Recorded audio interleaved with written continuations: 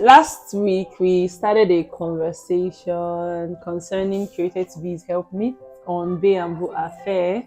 So, and we made a realization that the information contained in this book, especially what we talked about last week, it's important that married people get that information. So we decided to do a mop-up of the book today, and then encourage people that, especially people that are married, if you've not read this book, Go get it.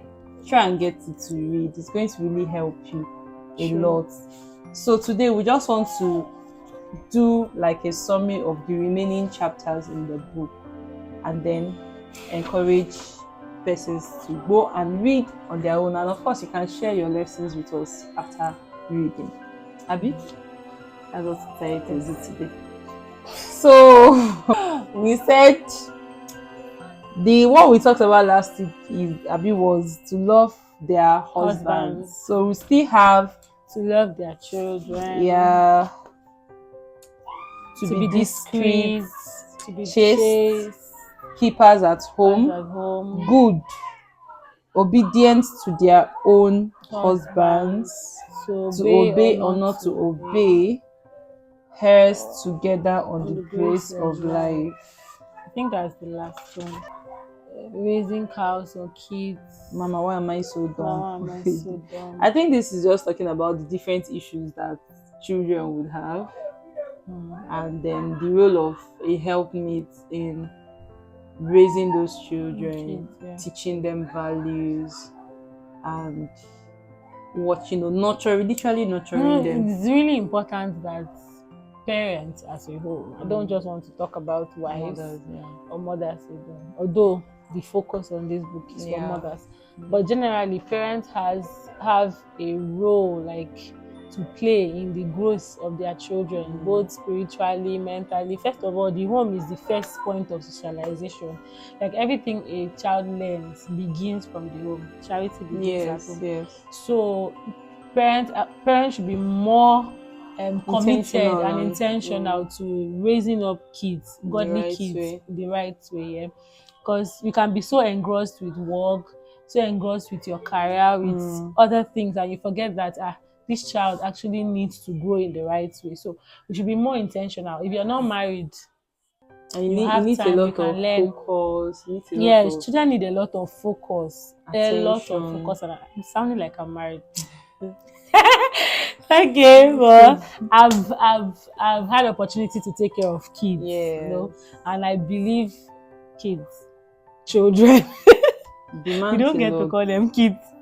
Our kids is say goats. Actually, no, not kids, children. So I've had opportunities where I took care of children at some point. I know that it requires a lot of focus and dedication, especially if you want to see this child grow right in the right way. Yes. And I feel like for women, just like you said, it's not just for women, but I think there's something about a woman being the one to incubate a child for 9 months. Yeah. I think it's not just about the biological aspect of it.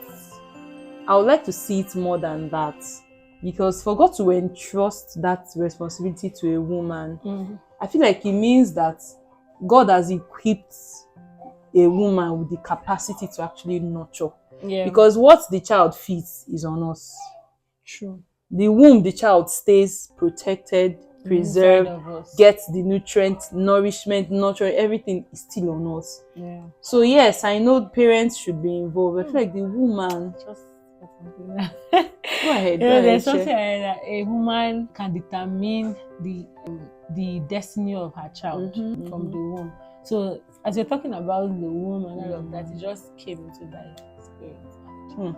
So to share. While you take that child, while you carry that child in your womb, it doesn't even begin when you give birth to the child. From when you conceive, you can shape that child into. And I've had a lot of people say before they gave birth, God revealed to them what their child was going to become.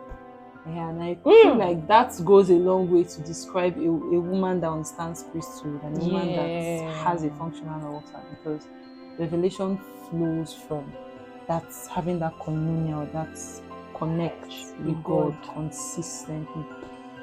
So it's well with us. Amen. Then the next is to be discreet. We have seek to be cautious, seek to be honest, seek to be gracious. Then 12 questions a wife can ask that will tear down her house. Let's know the questions that wives can ask that will tear down their house. Do you feel comfortable spending that much money buying that? Go and read this book. You cannot exhaust. This book is loaded. Then we have chaste, looking for a hidden treasure. Modesty, keepers at home. Then good. Yes, I want us to read out this good. A good woman is prudent. A good woman is crowned with knowledge. A good woman is a prudent woman. A good woman is virtuous. A good woman is a doing woman. Actually. Then there are traits of a good woman. Okay, traits of a good woman just talks about Proverbs 31. Yeah. That's the traits of a good woman. And that really hits me. A good woman is a doing woman. A good woman is a doing woman. And we should come to that point as women, whether married or unmarried, where we say this is what I want to do. And then you do it like that. Like you keep to get your onto words. it, yes. Then to get you do what you have said you're going to do. It helps a lot to build trust. You know, she's crowned with knowledge. Like I think I've heard some persons say, even if you're a woman, like you know something about everything. Even if you don't know everything about everything, but know something, like whatever is mentioned, you should be able to say something about it. I remember one time, I think it was Pastor Kingsley, in one of his videos, was talking about a particular guy that was in a relationship with a girl, and the guy was talking about football.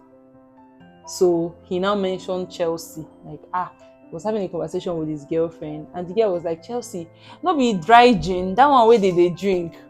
It was so embarrassing. Pastor K was like, that's the only Chelsea she knew. She didn't even know there was a football club called Chelsea. So he was like, ladies, yes, we're not interested in football and some of all these things, sports and all, but read about those things, learn about those things. Especially when you know that your spouse is interested in those things. So it's very important. A good woman, I like what he said here, that a good woman is as good does. So being a good woman is not an identity that you just wear. I'm a good woman. It's about what you're actions, doing, the fruits you're bearing. That's what says you're good. Okay, so I think we're going to tie it up here. We have the last. Okay, we have obedient to their own husbands. To obey or not to obey. Obedient to their own husbands. So, is there any boundary to obeying your husband? Get the book. I think if it's not in line with the word of God, though, like your husband is asking you to do something that is not. Well, I don't know. I'm not married. That's the deep question. Need to ask our married folks. Our married folks. Please help us. Is there a limit to obeying your husband? Like there are things that husband, because I've heard somebody say that even God respects the authority of your husband over you. Like God sees him as the authority over you, so he can decide to tell you to do something, and God will honor that instruction because of the authority that God has given to you. You get? I get. God therefore, so please tell us if there are limits to. I know there are women that will tell you, it's not everything my husband tells me to do that I used to do, but is it biblical? You see, I feel like if it's not contrary to the will of God, then it's good to obey. But if it's contrary to the will of God, then you can apply wisdom. I don't mean disobey as far, but you can apply wisdom. And that's why it's important that you choose right. You know, it's important that you choose right. Like actually, that's the foundation of every other so thing. that the person will not tell you something that's not in in line with God. It goes with your values, yeah, your your faith. values, you know. Because if you just get married to anybody that is like the person does things that are against your faith, when the person tells you to do this thing, you will be disobedient. Yes. And you are And God will not even defend you. Yes, God is going to hold it against you. You are yes, disobeying your husband. Authority, yes. Yeah. So marry who you can submit to. Hey, this is the highlight of this talk. Yeah, marry who you can submit to. Accept who you can bring your head under, Mm-hmm. who you can follow, who you can trust their leadership. Yeah. So that even when he looks stupid, you know that no, this man over time he knows what he's doing.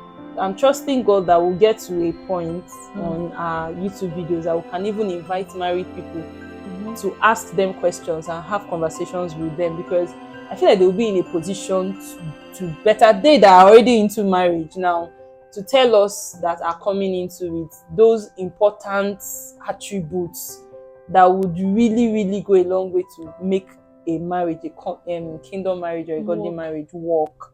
But sometimes what we are looking at as single ladies are not even the real deals in marriage. Sometimes they are not. Yeah, sometimes they are not. Because when you hear, because I've had a friend of mine tell me one time, she was like, Joyce, just marry a kind partner. Leave all those other things that you are looking for.